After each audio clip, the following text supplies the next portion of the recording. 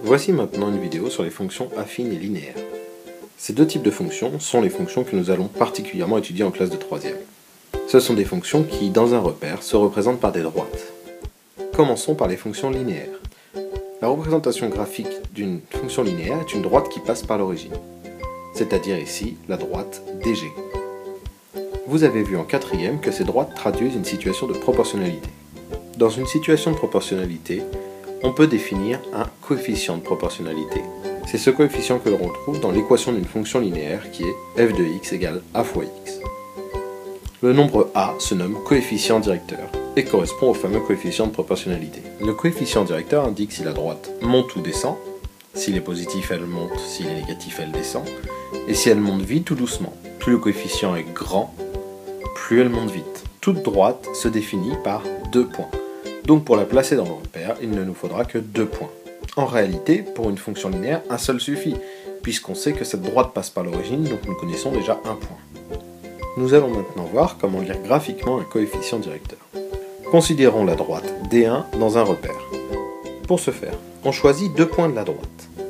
Ce qui nous intéresse, c'est de voir comment on passe de l'un à l'autre. On regarde tout d'abord selon l'axe vertical. Ici, on monte de 8 carreaux. Ensuite, on avance de 5 carreaux. Enfin, pour trouver le coefficient directeur, on divise le nombre de carreaux montés par le nombre de carreaux avancés. Ici, 8 et 5. Si on avait reculé, on aurait fait moins 5. L'équation de notre fonction nous donne donc f de x égale 8 cinquièmes de x. Regardons un autre exemple. Considérons maintenant la droite D2. Comme tout à l'heure, nous allons placer deux points sur cette droite et voir comment on passe de l'un à l'autre. Tout d'abord selon l'axe vertical, puis ensuite selon l'axe horizontal.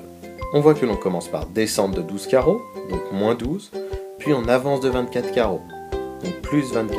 Notre coefficient directeur est donc moins 12 divisé par plus 24. On met toujours au numérateur la variation selon l'axe vertical. Quand on le simplifie, notre coefficient directeur devient moins 1,5. L'équation de cette fonction est donc f de x égale moins 1,5 de x.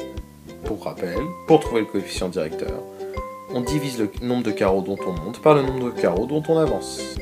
Voyons maintenant les fonctions affines. Les fonctions affines sont des fonctions qui se représentent par des droites, qui ne passent pas forcément par l'origine. De fait, on peut dire que les fonctions linéaires sont une partie des fonctions affines, puisque les droites qui passent par l'origine font partie de l'ensemble des droites. L'équation des fonctions affines est de la forme f de x égale ax plus b. A s'appelle toujours le coefficient directeur et b s'appelle l'ordonnée à l'origine. Considérons la droite qui représente graphiquement une fonction affine dans un repère. On regarde à quel endroit la droite coupe l'axe des ordonnées. C'est cette valeur qu'on appellera ordonnée à l'origine. Ici, moins 3.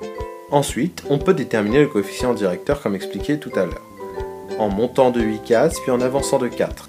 Notre coefficient directeur est donc plus 8 divisé par plus 4, c'est-à-dire 2. Et donc, lorsqu'on remplace les valeurs de a et b déterminées graphiquement, on trouve que l'équation de f est ici 2x moins 3. Au travail, bon courage!